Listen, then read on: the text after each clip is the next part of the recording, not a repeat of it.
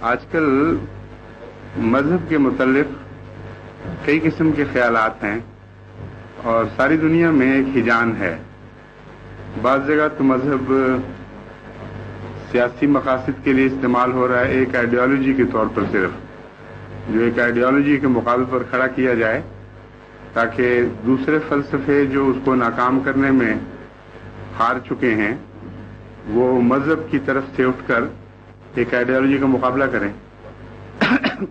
تو ظاہر مذہب کا چرچا ہوتا ہے ان جگہوں پہ بھی، لیکن مذہب کے مقصد میں سے یہ بات نہیں تھی۔ مذہب کے مقاصد تو بہت اونچے ہیں اور ان کے ذیلی مقاصد میں یہ بات آ جاتی ہے کہ اگر حقیقی مذہب آئے تو غلط آئیڈیالوجیز خود بخود غائب ہو جاتی ہیں، اور بہت سی جگہ مذہب استعمال ہوتا ہے فتنے کے لیے بھی، فساد کے لیے بھی، انسان اور انسان کے درمیان نفرت پیدا کرنے کے لیے بھی، اور ایسے مناظروں کے لیے بھی جن کی حیثیت ان بٹیروں کی سی ہوتی ہے جو لڑتے ہیں، کچھ تماشے دیکھتے ہیں۔ ہار اور شکست کو پیش نظر رکھ کر مناظرے کیے جاتے ہیں، قطع نظر اس سے کہ جستجو مراد ہے، حق پانا اصل مقصد ہونا چاہیے۔ تو بہت سی الجھنیں مذہب کے ساتھ وابستہ ہو گئی ہیں، جس کی وجہ سے جو نئی نسل ہے وہ متنفر بھی ہوتی چلی جا رہی ہے، پیچھے ہٹ رہی ہے۔ وہ سمجھتی ہے اگر مذہب کی یہی حقیقتیں ہیں تو ہمیں اس میں کوئی دلچسپی نہیں۔ اور یہ جو شور ہے مذہب کا، اگر آپ حقیقت میں اتر کے دیکھیں تو مذہب کی مدد کرنے کی بجائے مذہب کے دشمنوں کی مدد کر رہا ہے۔ حقیقت مذہب اور ہے۔ سب مذہبوں کا دعویٰ کم سے کم یہی ہے کہ اللہ اور بندے سے ملاپ کے سب سے اچھے طریق کا نام مذہب ہے، اور اگر یہ مذہب کا خلاصہ درست ہے تو اللہ اور بندے کا ملاپ نہ ڈنڈے سے ہو سکتا ہے، نہ گالیوں سے ہو سکتا ہے، نہ مصنوعی نعرہ بازی سے ہو سکتا ہے، نہ اللہ اور بندے کا ملاپ صرف نظریاتی جہاد کے ذریعے ہو سکتا ہے ایک خاص مقصد کو مد نظر رکھ کر۔ اللہ اور بندے کا ملاپ کیسے ہو سکتا ہے، یہ بنیادی سوال ہے، اور جو مذہب بھی اس کے قریب کرے انسان کو اور اس کی تعلیم دے وہ اس حد تک سچا ہے۔ اس لیے یہ بھی غلط ہے کہ صرف مونوپلی ہے بعض مذاہب کی سچائی کے کچھ حصے ایسے مذاہب میں بھی موجود ہیں جو بحیثیت مجموعی آبسولیٹ ہو چکے ہیں، جو قصہ پارینہ بن گئے ہیں، لیکن جس حد تک وہ ایسی تعلیم اپنے اندر رکھتے ہیں جو واقعی اللہ اور بندے میں پیار پیدا کرے، اس حد تک وہ سچے ہیں۔ اور بہت سے سچے مذاہب ایسے ہوتے ہیں تعلیم موجود ہونے کے باوجود حقیقت سے ہٹ کر ایسی باتوں میں مبتلا ہو جاتے ہیں کہ اپنی سچائی سے خود فائدہ نہیں اٹھا رہے ہوتے۔ ایسے واقعات ہو جاتے ہیں۔ اس لیے سب سے اہم بات یہ ہے کہ ان باتوں کو معلوم کیا جائے کہ اللہ اور بندے کے درمیان کیا تعلق قائم کرتا ہے مذہب، اور اگر وہ تعلق واضح ہو جائے تو سچائی کا فیصلہ کرنا کچھ مشکل نہیں ہے، اور پھر غلط روش اختیار کرنے والے بڑے نمایاں ہو کر سامنے آ جاتے ہیں۔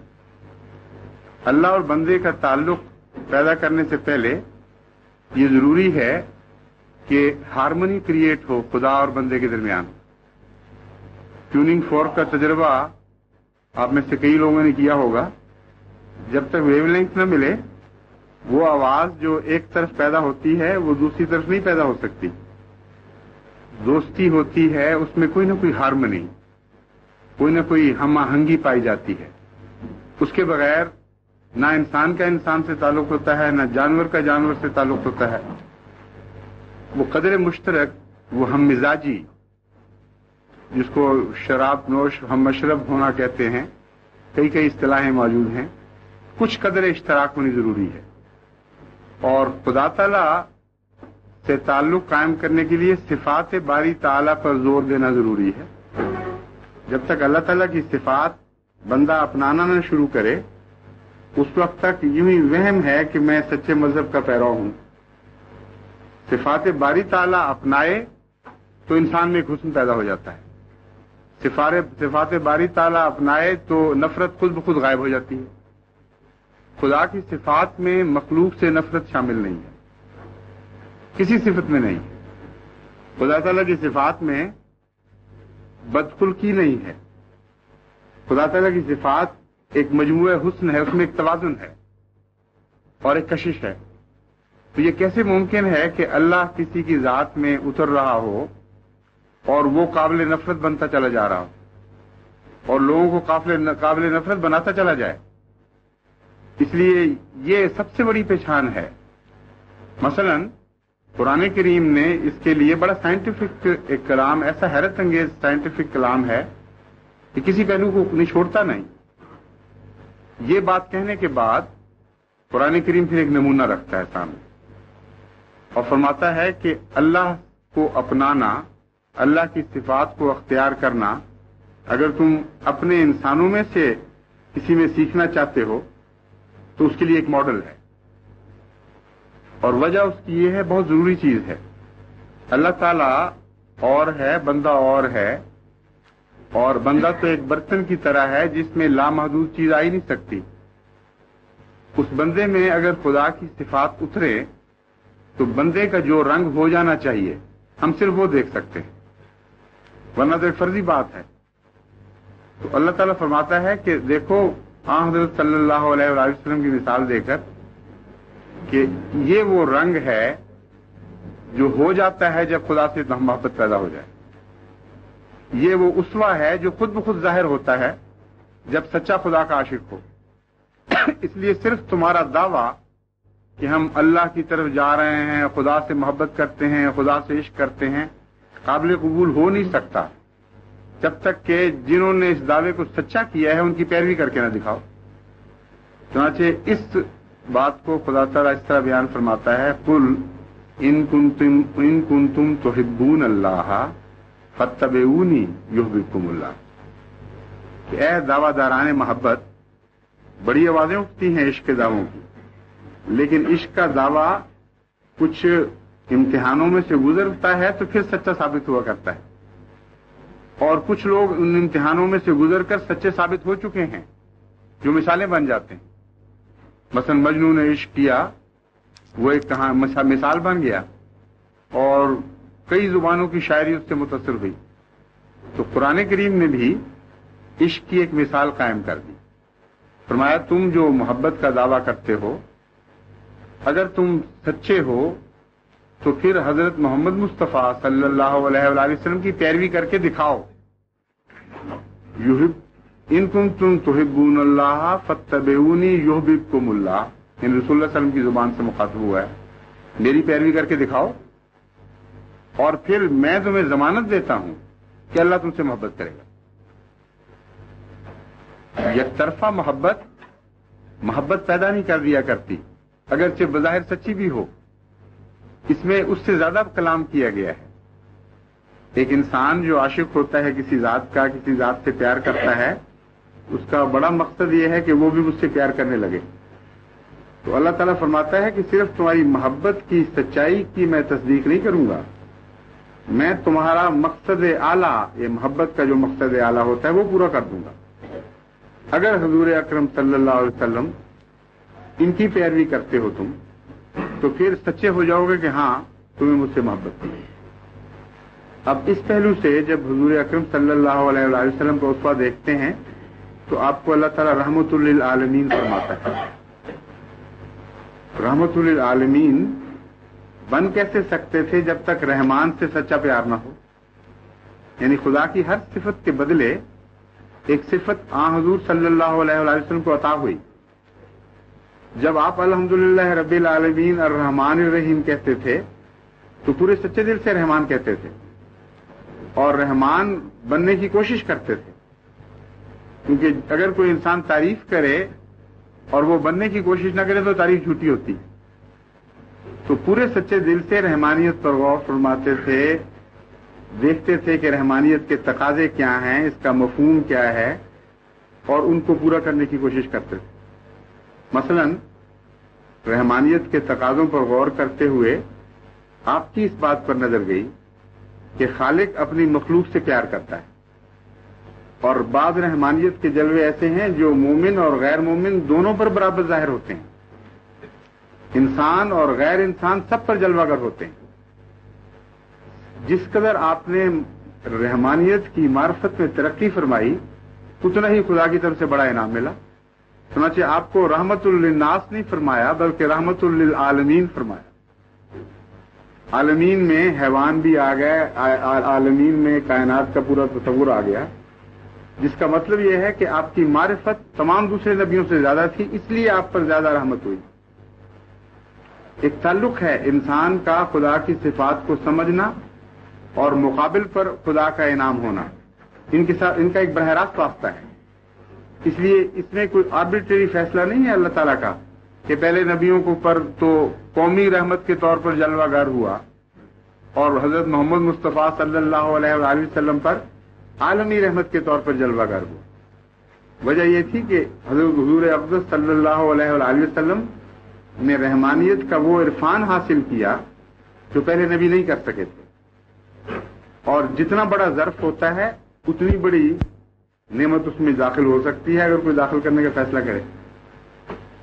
تو یہ ہے صفات باری تعالی پر غور، اور صفات باری تعالی کے نتیجے میں جو وجود پیدا ہوتا ہے وہ محمد مصطفیٰ صلی اللہ علیہ وسلم۔ اس لیے یہ کیسے ہو سکتا ہے کہ مذہب خدا سے تعلق کی خاطر قائم ہو، ایک نمونہ سامنے قائم ہو جائے، اور مذہب کا نتیجہ یہ نکلے کہ زحمت للناس کہ زحمت للعالمین۔ وہ بات ہی جھوٹی ہے، وہ سارا فلسفہ غلط ہے جو انسان کو انسان سے نفرت پر آمادہ کرتا ہے۔ ہاں، حضرت صلی اللہ علیہ وآلہ وسلم کی ذات میں جو رحمت نے جلوے دکھائے ہیں وہ آزمائشوں میں سے گزرے ہیں، صرف زبانی بات نہیں تھی کہ رسول خدا کو ہم کہتے ہیں خدا نے رحمت للعالمین کہہ دیا اور فخر شروع کر دیں۔ رحمت للعالمین کہنا اور بات ہے، رحمت للعالمین بن کے دکھانا بالکل اور بات ہے، اور ہر امتحان پر کچھ تقاضے ہوتے ہیں۔ ہاں، حضرت صلی اللہ علیہ وآلہ وسلم نے ہر اللہ تعالیٰ کی صفت کے تقاضے اس امتحان میں پورے کر کے دکھائے ہیں۔ یہ مضمون ہے جو حضور صلی اللہ علیہ وآلہ وسلم کے ذریعے ہم پر کھلا، اور ان معنوں میں آپ وسیلہ ہیں۔ ایک فرضی وسیلے کا تصور بھی بنایا ہوئے لوگوں نے کہ رسول اللہ صلی اللہ علیہ وسلم کو ہم وسیلہ کہہ دیا، وہ آپ ہی وسیلہ بن گیا، ہمیں خدا سے ملا دیا۔ یہ فرضی باتیں ہیں، ایک حقیقت ہے۔ حقیقت یہ ہے کہ جب حضور اکرم صلی اللہ علیہ وآلہ وسلم کی ذات میں صفات باری تعالیٰ کو آپ جلوہ کر دیکھیں اور امتحان آئیں اور ہر صفت اس میں استقامت دکھا دے اور دنیا کے امتحان میں ناکام نہ ہو، اور آپ یہ سیکھ لیں کہ یہ ہوا کرتا ہے اور وہ اخذ کر لیں، اس حصے میں اللہ آپ کا ہو جائے گا، کانٹیکٹ پوائنٹ پیدا ہو جائے گا۔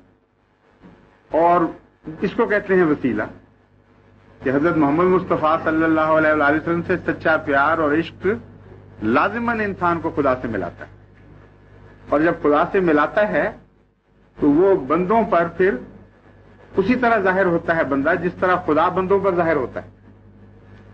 یہ جو مضمون ہے اس کو کامل طور پر اللہ تعالیٰ نے اس طرح بیان فرمایا، انما الذین یبایعونک تحت الشجرۃ انما یبایعون اللہ ید اللہ فوق ایدیہم، کہ یہ لوگ جو درخت کے نیچے تیری بیعتیں کر رہے ہیں یہ اللہ کی بیعت کر رہے ہیں۔ ید اللہ فوق ایدیہم، اللہ کا ہاتھ ان کے ہاتھ کے اوپر ہے۔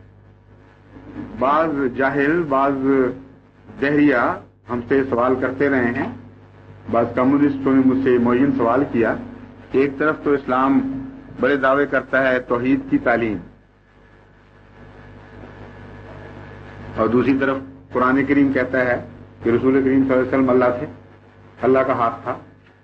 میں نے کہا تم سمجھے نہیں بات کو، دو طرح سے نام دوسرے کو دیا جاتا ہے، یا کامل طور پر ہم مرتبہ ہونے کے نتیجے میں، یا کامل طور پر غلام ہونے کے نتیجے میں، اور ایک مرتبہ غلامی سے ملا کرتا ہے، ایک ایسی ذات جس کا اپنا وجود کوئی نہ رہے، جس کے اوپر کلیتاً ایک اور ذات کا غلبہ ہو جائے۔ جس طرح عوام الناس کا تصور تو یہاں تک ہی پہنچتا ہے، وہ کہتے ہیں جن چڑھ گیا، اب جو کچھ بول رہا ہے جن بول رہا ہے، تو وہ تو جو قصہ ہے اس کو چھوڑیں اس وقت. مراد میری یہ ہے کہ جس ذات پر خدا غالب آ جائے اور اس حد تک غالب آ جائے کہ اپنا کچھ نہ رہے، وہ ان معنوں میں اللہ ہے کہ وہ جو کچھ کہے گا اللہ کے منشا کے مطابق کہے گا، اس کی آواز بیان کرے گا، اپنے دل کی کوئی مرضی بیان نہیں کرے گا. صفات کا جب اجتماع ہو جاتا ہے تو پھر محمد مصطفیٰ صلی اللہ علیہ وسلم پیدا ہوتے ہیں، اور یہ اجتماع جب کامل ہو تو اس کو نور کہتے ہیں.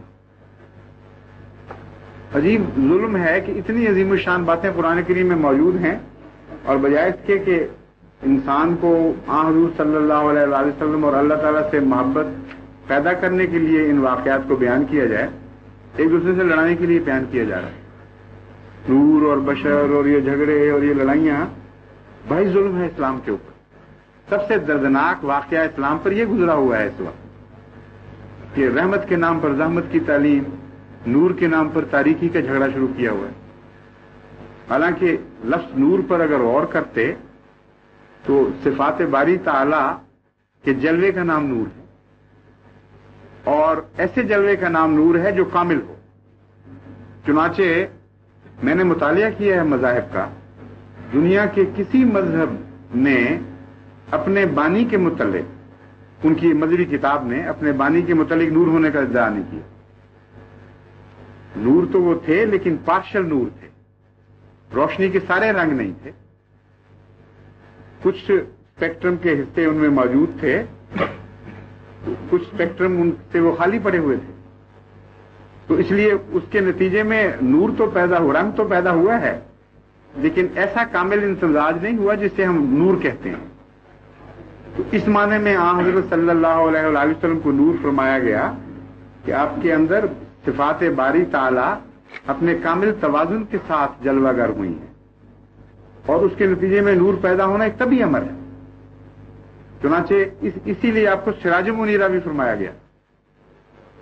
روشن سورج وہ ہے جس میں روشنی اپنے کمال توازن کے ساتھ، یعنی صرف توازن نہیں بلکہ کمال توازن کے ساتھ جلوہ گر ہوتی ہے. تو یہ ہیں حضرت اقدس محمد مصطفیٰ صلی اللہ علیہ وسلم. آپ کے جتنا ہم قریب جائیں گے اتنا ہمارا معاشرہ سدھرے گا. جتنا ہم قریب جائیں گے یہ دنیا ہمارے لیے جنت بنتی چلی جائے گی. اور اسلام کسی ایسی جنت کو پیش نہیں کرتا جو تصورات میں ہو اور اس دنیا میں نہ اتری ہو. سارے دکھ ہمارے سنت نبی سے دور ہونے کے نتیجے میں ہیں. یہ جیسا کہ میں نے بیان کیا ہے دوسرے لفظوں میں صفات باری تعالی سے پیچھے ہٹنے کے نتیجے میں. جب رسول میں جلوہ گر ہو تو اسی کا نام سنت ہوتا ہے.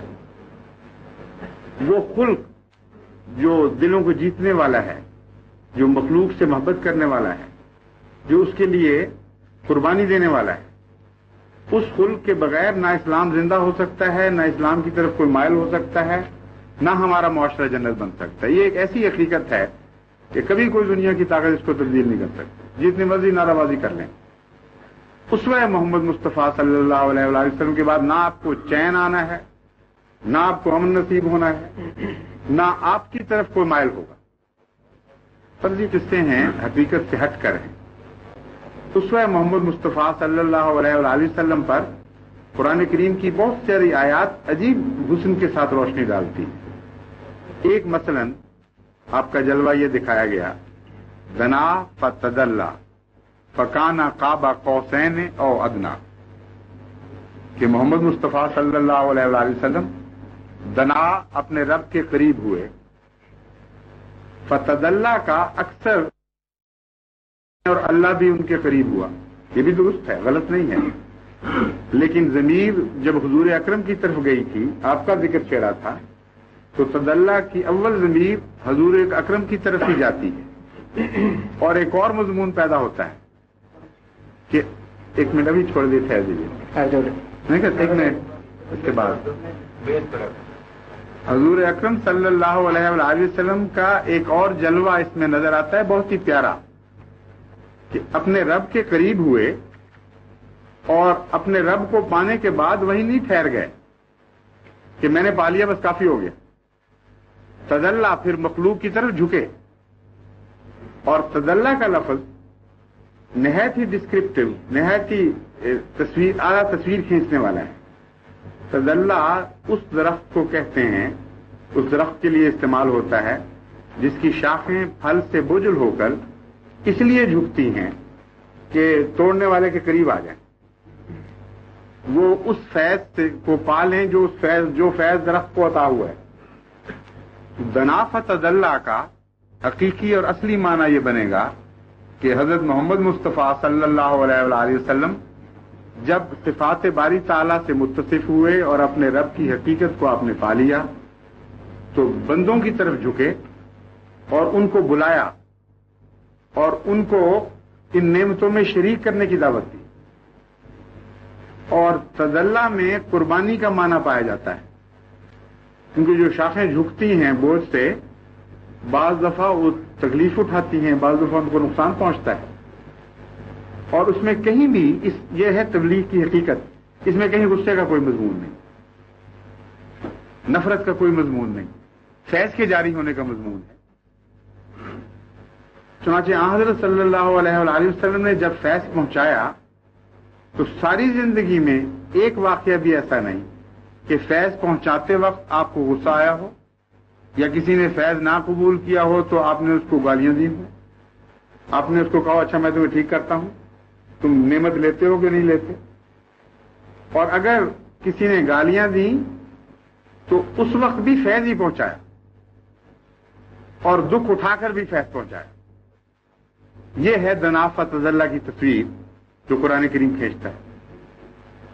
اور ساری زندگی میں ایک واقعہ ایسا نہیں کہ لوگوں کی بدی کے نتیجے میں آپ کو طیش آیا ہو.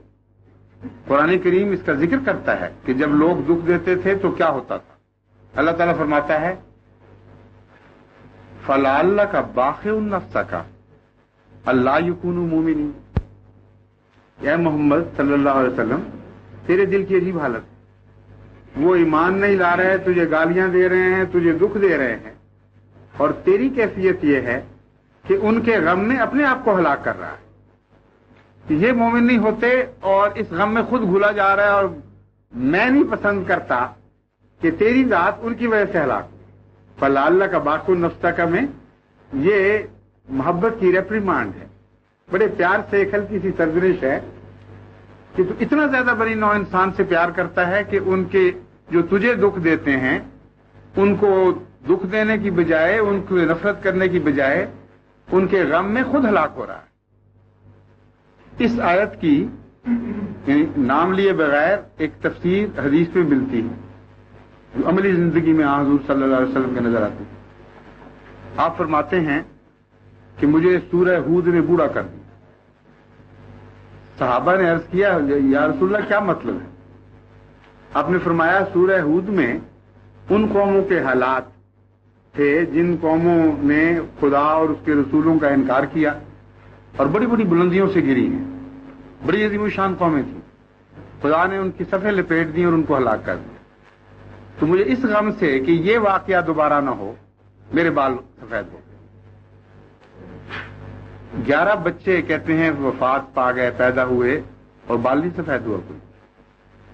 اتنے دکھ دیے ظالموں نے، کوئی بال نہیں سفید ہوا. بال سفید ہوئے ہیں دشمن کے غم میں کہ وہ ہلاک نہ ہو جائے. بس فَلَعَلَّكَ بَاخِعٌ نَفْسَكَ یہ تفسیر ہے. حدیث میں ملتا ہے کہ حضرت صلی اللہ علیہ وآلہ وسلم کو کسی بات پر، کسی قابل نفرت بات پر بھی اشتعال نہیں آتا تھا، رحم پیدا ہوتا. مثلا ایک موقع پر ایک روایت آتی ہے کہ ایک بدو آ گیا اور اس نے ادھر ادھر دیکھنا شروع کیا نماز میں، اور کوئی بات ہوئی تو اپنے ران بھی پیٹنے لگ گیا. تو نماز ختم ہو کر جب ختم ہوئی تو صحابہ نے بڑی نفرت سے گھور کر اس کو دیکھا اور بعض غصے سے دوڑے کہ رسول اللہ صلی اللہ علیہ وسلم کی نفرت تو نہیں کہنا چاہیے، حضرت کی محبت کی وجہ سے ذرا جذباتی زیادہ ہو گئے، اور کہا کہ یہ اس طرح کی حرکتیں تم کر رہے ہو.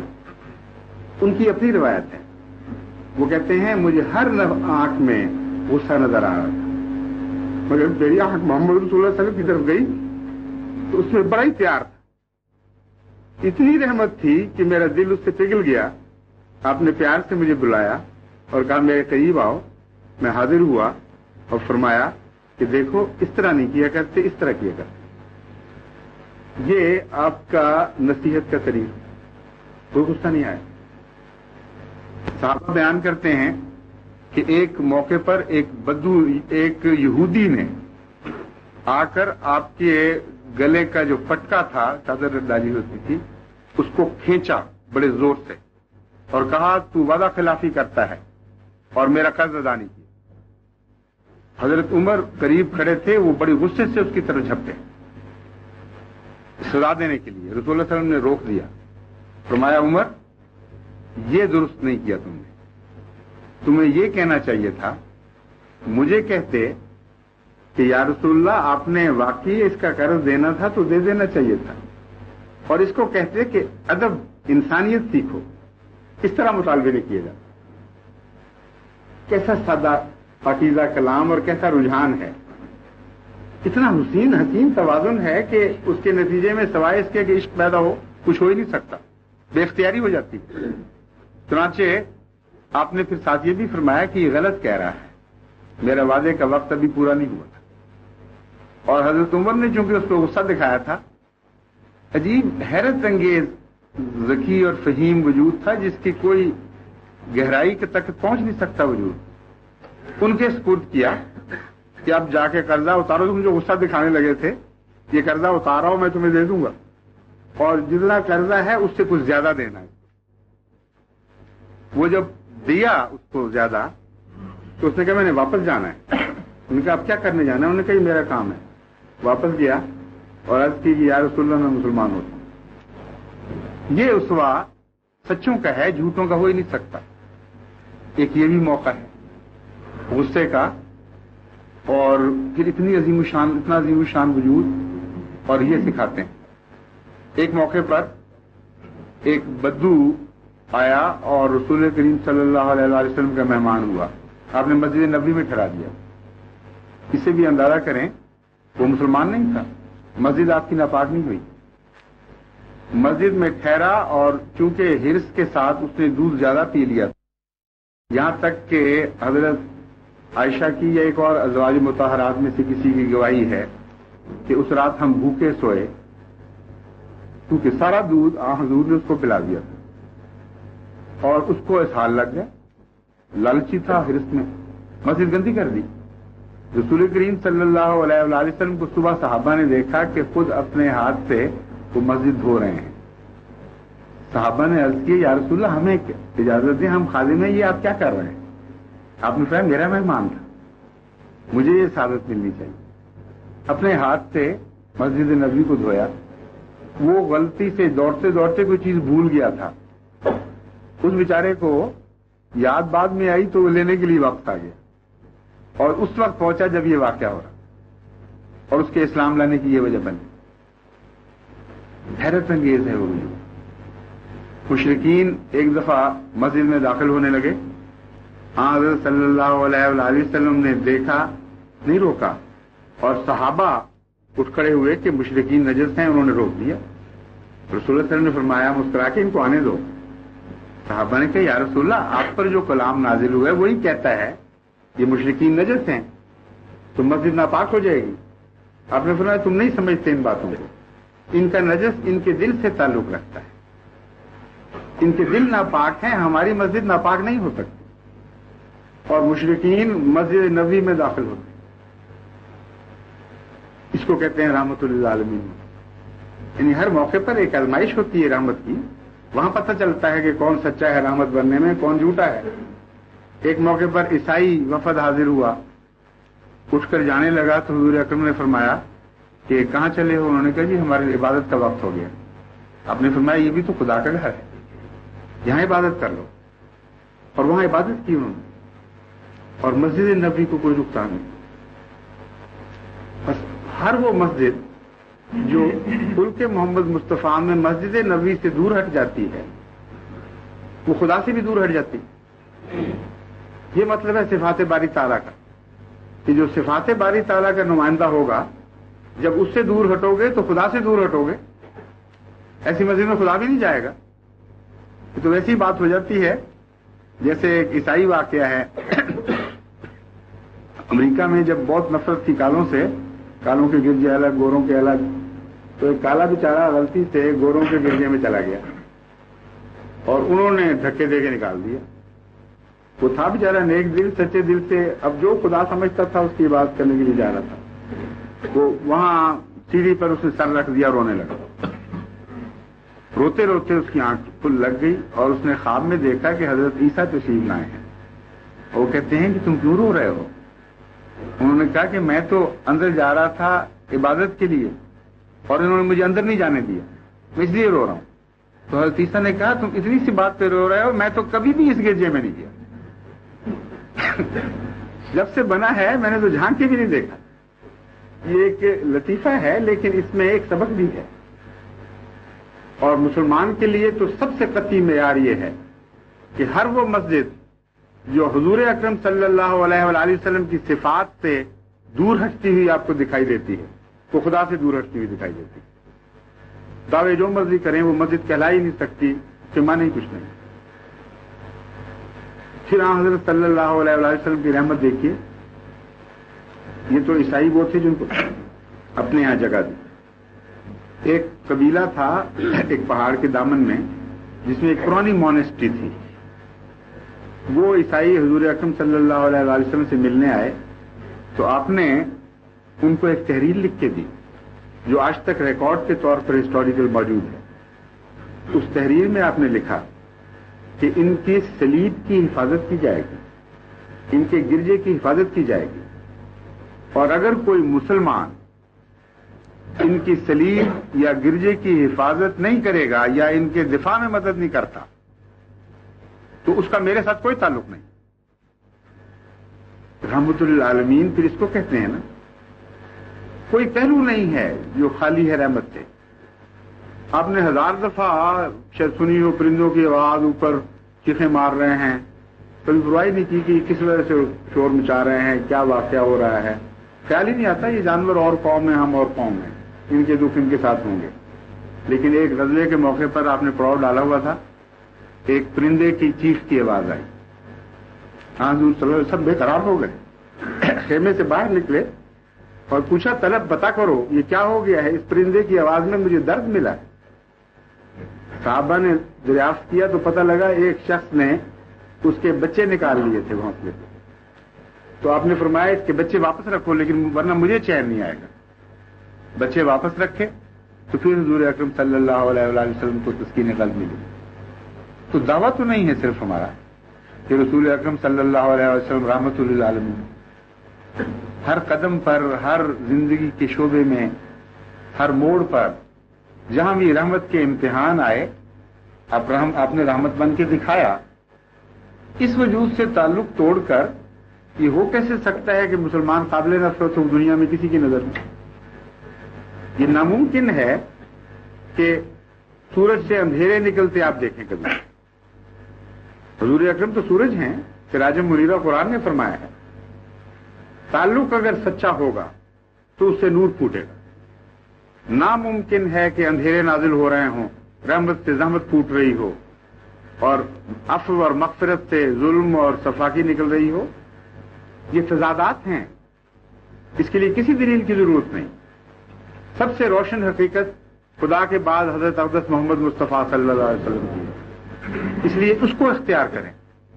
نظریاتی اختلاف کی میں بات کوئی نہیں کرنا چاہتا، لیکن یہ وہ حقیقت ہے جس سے کوئی انکار کر ہی نہیں سکتا۔ اس کو اس طرح اختیار کریں جیسے حق ہے، پھر دیکھیں روز روز آپ کے اندر تبدیلیاں کیسی پیدا ہوتی ہیں۔ ایک نیا وجود پیدا ہوگا، اس وجود کی عظمت کا احساس پیدا ہوگا اور آپ مستغنی ہو جائیں گے غیر سے۔ پھر کوئی غیر تعریف کرتا ہے یا نہیں کرتا، خدا کی وہ صفت بھی صفات سے ہی پیدا ہوتی ہے کہ خدا مستغنی ہے۔ کوئی دنیا میں اس کی پرواہ کرتا ہے یا نہیں کرتا، عبادت کرتا ہے یا نہیں کرتا، اللہ تعالیٰ فرماتا ہے مجھے کوئی پرواہ نہیں، اس لیے کہ نوبیلٹی جو ودن ہے، ذات کے اندر کی کا حسن، وہ مستغنی کر دیا کرتا ہے۔ پھر آدمی ریا سے پاک ہو جاتا ہے، وہ ان باتوں سے بے پرواہ ہو جاتا ہے، کوئی میرے مطلب کیا سوچ رہا ہے، کیا کہہ رہا ہے. اتنا حسن ہے انسان کی ذات میں، یعنی امکان ہے حسن پیدا ہونے کا، کہ اپنے حسن میں ڈوب جاتا ہے اور وہی خدا ملے گا، اس کو باہر بھی نہیں ملے گا. اس لیے صرف میں اتنا عرض کرتا ہوں کہ ان باتوں پہ غور فرمائیں اور اپنی زندگی میں ایسی تبدیلی پیدا کریں کہ صفات باری تعالی حضرت اقدس محمد مصطفیٰ صلی اللہ علیہ وآلہ وسلم کے وسیلے سے ہمارے اندر اترنی شروع ہو جائے.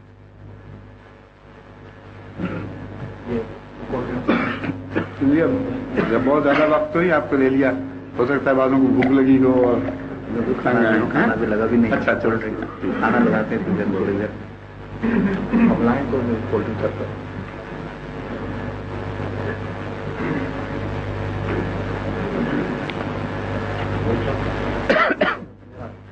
آپ نے جو ارشاد فرمایا